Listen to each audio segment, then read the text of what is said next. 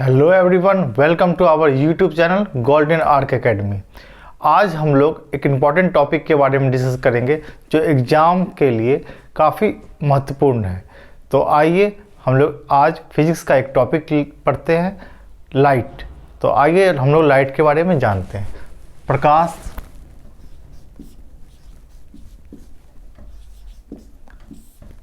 अंग्रेजी में इसे लाइट कहते हैं। तो प्रकाश क्या है? प्रकाश किसे कहते हैं? प्रकाश वह कारक है जिससे दृष्टि की अनुभूति होती है, जिससे हम किसी चीज़ों को देख पाते हैं, उसे हम प्रकाश कहते हैं।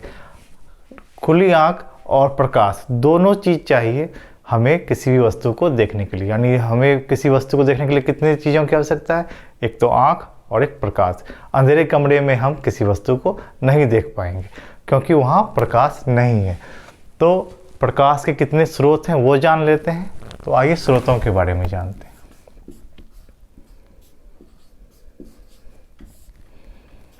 तो प्रकाश के दो स्रोत हैं।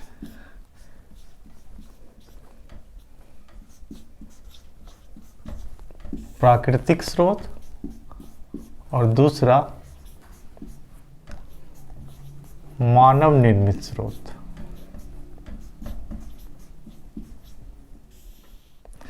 प्राकृतिक स्रोत वैसे स्रोत हैं जो हमें प्रकृति से प्राप्त हैं, जैसे सूर्य और तारे। ये सब हम ऐसे स्रोत हैं जो हमें प्रकृति से प्राप्त हैं, जिनसे हम लोग प्रकाश प्राप्त करते हैं। और मानव निर्मित स्रोत वैसे स्रोत हैं जो मानव द्वारा बनाए गए हैं, जिनसे हम लोग प्रकाश प्राप्त करते हैं। तो प्राकृतिक स्रोत नेचुरल स्रोत हुआ और मैनमेड स्रोत मानव निर्मित स्रोत हुआ। तो प्राकृतिक स्रोत के उदाहरण सूर्य और तारे हैं, और मानव निर्मित स्रोत का उदाहरण दिया, लालटेन, टॉर्च, ट्यूब, बल्ब इत्यादि। ये सब मानव निर्मित स्रोतों के उदाहरण हैं। तो हम लोगों ने स्रोतों के बारे में जाना।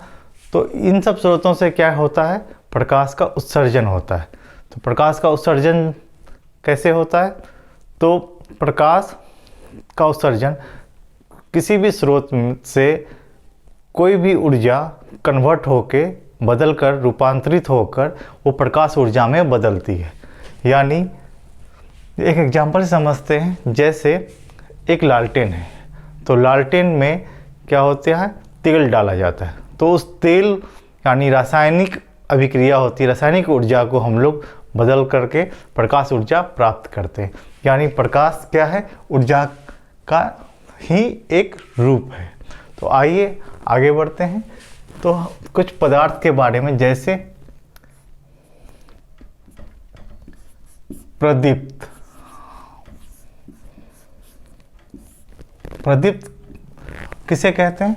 प्रदीप्त वे पदार्थ होते हैं, वे वस्तुएं होती हैं जिनसे प्रकाश का उत्सर्जन होता है।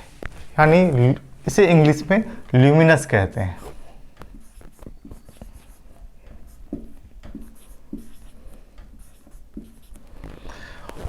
यानी प्रदीप्त वे पदार्थ हैं जिससे प्रकाश का उत्सर्जन होता है, जैसे सूर्य, तारे, जलता हुआ मोमबत्ती या जलता हुआ बल्ब। ये सब क्या हुआ? प्रदीप्त पदार्थ हुआ। और दूसरा पदार्थ क्या है? अप्रदीप्त।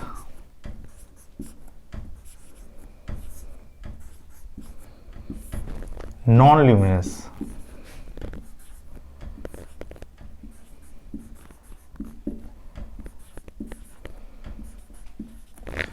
अप्रदीप्त पदार्थ क्या है? वे पदार्थ जिससे प्रकाश का उत्सर्जन नहीं होता है, जैसे कुर्सी, मेज, लकड़ी का टुकड़ा या कोई भी ऐसा पदार्थ जो घर में हम लोग देखते हैं जिससे प्रकाश नहीं निकल रहा है। वो सारे किस कैटेगरी में आएंगे? अप्रदीप्त पदार्थ में। यानी प्रदीप्त पदार्थ वे पदार्थ हुए जिससे प्रकाश का उत्सर्जन होता है, और अप्रदीप्त पदार्थ वे पदार्थ हुए जिससे प्रकाश का उत्सर्जन नहीं होता है। तो हम लोग अप्रदीप्त पदार्थ कैसे देख पाते हैं? तो आइए इसे समझने के लिए एक उदाहरण लेते हैं चांद का। चांद यानी चंद्रमा में अपना कोई प्रकाश नहीं होता है। तो हम लोग रात को चंद्रमा कैसे देख पाते हैं?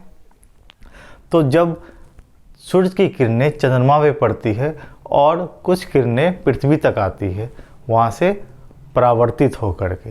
तो जब परावर्तित होकर पृथ्वी तक आती है और हमारी आँखों में पड़ती है, तब हम लोग उस चाँद को देख पाते हैं। तो इसका मतलब क्या हुआ कि अप्रदीप्त पदार्थ पर कोई भी प्रकाश, किसी भी तरह का प्रकाश टकराकर जब हमारी आँखों में पड़ता है, तब हम उस पदार्थ को देख पाते हैं। तो हमने दो तरह का पदार्थ सीखा, प्रदीप्त पदार्थ और अप्रदीप्त पदार्थ। अब जब सूर्य की किरणें आसमान से जब धरती पे आती है, तो वायुमंडल में बहुत सारे कण होते हैं, धूल कण, सूक्ष्म धूल कण होते हैं। तो उन धूल कणों पर जब प्रकाश की किरणें पड़ती है, तो वो क्या करती है, ऊर्जा को अवशोषित कर लेती है। उस ऊर्जा को अवशोषित करने के बाद उसका कुछ भाग वो विकृत करती है, यानी बाहर छोड़ती है। तो जब वो ऊर्जा छोड़ती है, तो उसे हम लोग प्रकीर्णन कहते हैं। यानी प्रकीर्णन एक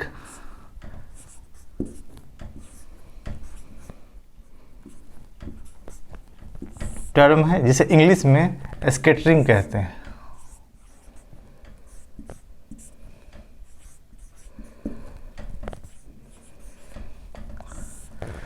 यानी प्रकीर्णन किसे कहते हैं?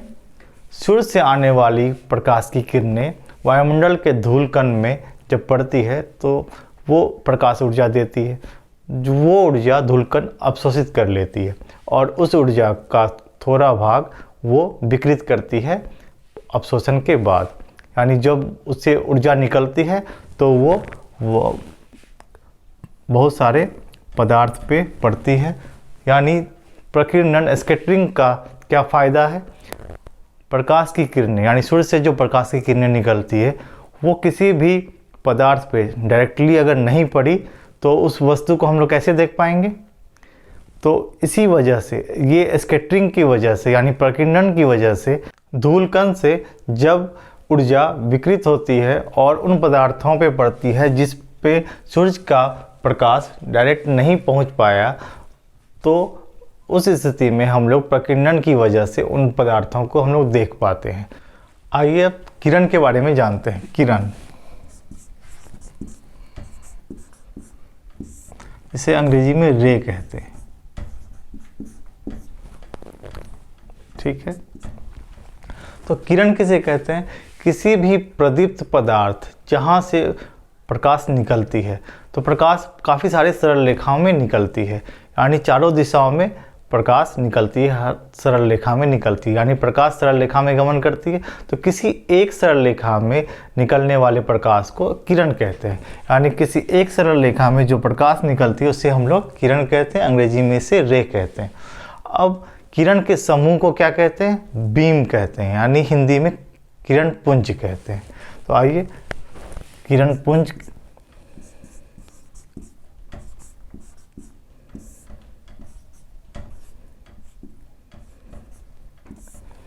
किरण पुंज कहते हैं। किरण पुंज किसे कहते हैं? किरणों के समूह को हम लोग किरण पुंज कहते हैं। अब किरण पुंज क्या है? इसे इंग्लिश में बीम कहते हैं। काफ़ी सारे किरणों के समूह को हम लोग किरण पुंज कहते हैं। अब किरण पुंज कितने तरह के हो सकते हैं? तो किरण पुंज 3 तरह के हो सकते हैं। तो आइए इसके बारे में हम लोग जानते हैं। पहला है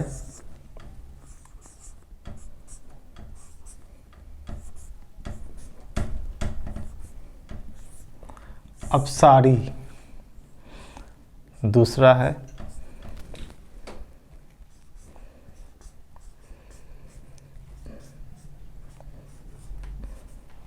समानांतर और तीसरा है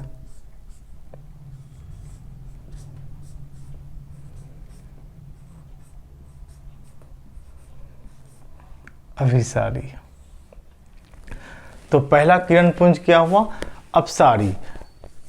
एक बिंदु से जब काफ़ी सारी किरणें निकलती है, तो वो आगे जाके 2 किरणों के बीच की दूरी बढ़ती जाती है, तो उसे क्या कहते हैं? अपसारी किरण पुंज।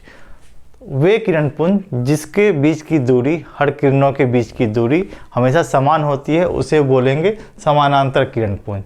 और अभिसारी में क्या होता है, जब किरणपुंज के बीच, किरणों के बीच की दूरी कम होती जाती है तो उसे हम लोग बोलते हैं अभिसारी। आइए इसे चित्र के द्वारा प्रदर्शित करते हैं।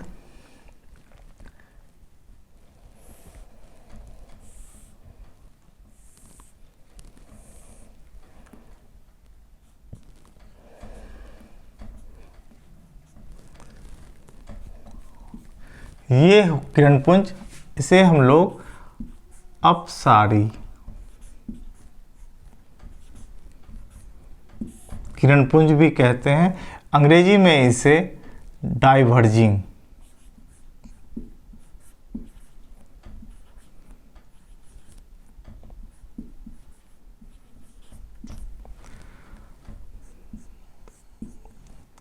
समानांतर किरणपुंज।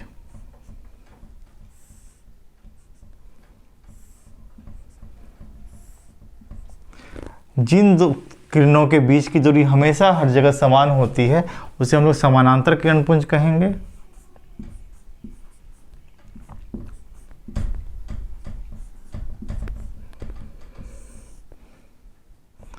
या अंग्रेजी में इसे पैरेलल बीम भी बोलेंगे।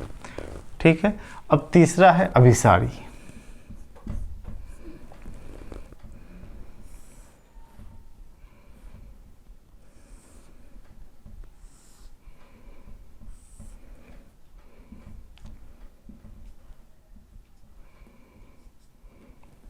इसे हम लोग अभिसारी किरणपुंज बोलेंगे।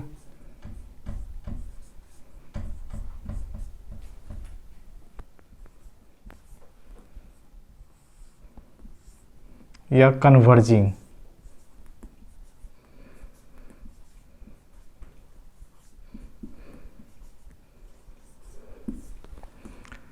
ये तीन तरह के किरणपुंज होते हैं। तो आप लोगों ने समझा, अपसारी किरणपुंज यानी डाइवर्जिंग बीम किसे बोलेंगे, जिन दो किरणों के बीच की दूरी बढ़ती जा रही है तो उसे हम लोग अपसारी किरणपुंज बोलेंगे। जिन दो किरणों के बीच की दूरी हमेशा समान हो वो किरणपुंज क्या कहलाएगा, समानांतर किरणपुंज। और जहाँ किरणों के बीच की दूरी कम होती जा रही है उसे क्या बोलेंगे, कन्वर्जिंग या अभिसारी किरणपुंज। तो ये आप लोगों ने अच्छे से समझ लिया। अब आगे चलते हैं। पदार्थ तीन तरह के होते हैं। तो पहला है पारदर्शी, ट्रांसपेरेंट। वे पदार्थ जिनसे प्रकाश की किरणें आसानी से आर पार हो जाती है, प्रकाश की किरणें गुजर जाती हैं, उसे हम लोग ट्रांसपेरेंट या पारदर्शी पदार्थ कहते हैं। दूसरा है पारभासी। पारभासी पदार्थ किसे कहते हैं, पारभासी पदार्थ वे पदार्थ हैं जिनसे प्रकाश की किरणें आंशिक रूप से आर पार होती है, यानी पदार्थ की किरणें पूरी आर पार नहीं होती है, कुछ मात्रा यानी कुछ किरणें ही आर पार हो पाती है, उसे भासी पदार्थ कहते हैं। और अपारदर्शी पदार्थ किसे कहते हैं, वे पदार्थ जिनसे प्रकाश की किरणें आर पार गमन नहीं कर पाती है, उसे अपारदर्शी पदार्थ कहते हैं। तो सबसे पहला है पारदर्शी पदार्थ। पारदर्शी पदार्थ का उदाहरण हो गया कांच यानी शीशा। शीशा से आर पार गुजर जाता है। या हवा या पानी, साफ पानी जिससे किरणें आर पार गुजर जाती हैं, उसे हम लोग ट्रांसपेरेंट या पारदर्शी पदार्थ कहते हैं। दूसरा है पारभासी, ट्रांसलूसेंट, यानी वे पदार्थ जिससे आंशिक रूप से ही प्रकाश की किरणें गुजरती हैं, उसे हम लोग ट्रांसलूसेंट कहते हैं। तो इसका उदाहरण है घिसा हुआ कांच। घिसा हुआ कांच में क्या होता है, प्रकाश की किरणें पूरी तरह आर पार नहीं होती, उसका कुछ भाग ही आर पार होता है यानी पार करता है, तो उसे हम लोग ट्रांसलूसेंट कहते हैं।